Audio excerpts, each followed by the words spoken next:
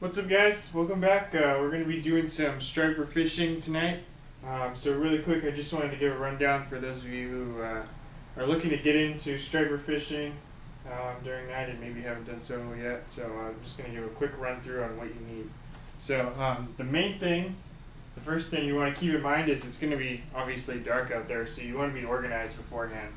So you don't have to go through all your stuff and be rummaging around in the dark. So got my backpack with pretty light gear. You don't want to be too, you want to travel pretty light. So got my organizer here with all my lures, terminal tackle in there.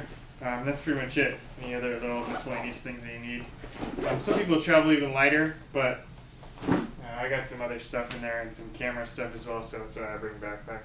But you do want to make sure you travel light because you're going to be in the dark. You don't want to be having stuff all over the place. You might leave something out there. And then secondly, I got my rod here. You want to make sure that this is good to go. All your rigs are tied. So when you get to the beach, you can just, pop out the car, put your pole together, and start casting. You want to minimize the amount of things that you need to do out there since it's going to be dark. And do as much as you can inside while you still got light. And then one more thing. Obviously, you're going to need a headlamp. So this is just a cheap headlamp you can pick up on Amazon. I think it's owned by Black Diamond. So yeah, you'll need this just in case you do catch fish. You want to be able to see what you're doing. You need to unhook them, or if you need to tie some knots or whatever last minute out there in the water. This is a good thing to have.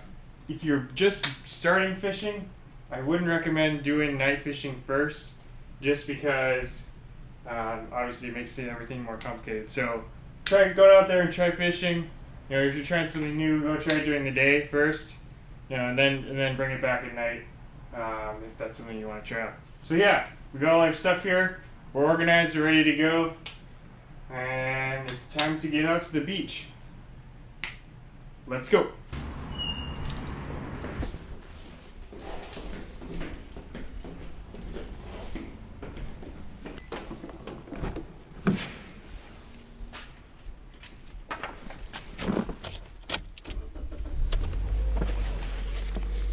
Alright, so here's your first tip when you're coming to fish the night bite.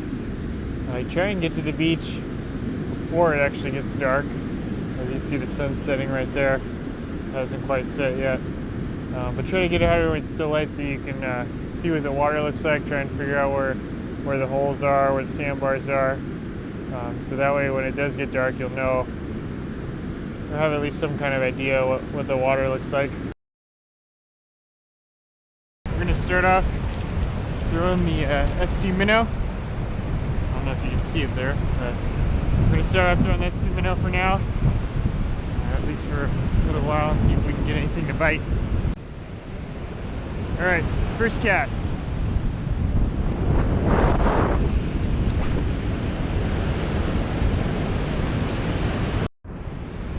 One other tip is make sure you check your bait every 15 minutes, half an hour or so, just to make sure everything's good, nothing's tangled, you don't have anything blocking the hooks, everything, no knots here. I once had a buddy who was fishing, we were catching fish, and then all of a sudden he stopped catching fish, he wasn't sure why, and then come to find out, he takes a look at his bait and the hook had broken off, he didn't even know it.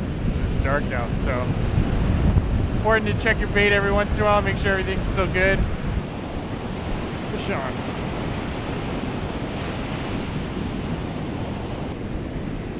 It's got a little bit of weight to him.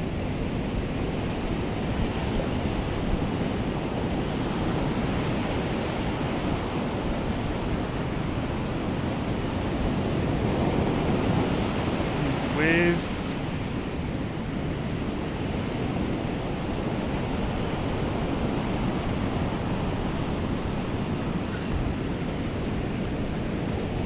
Not a monster, but not a bad fish.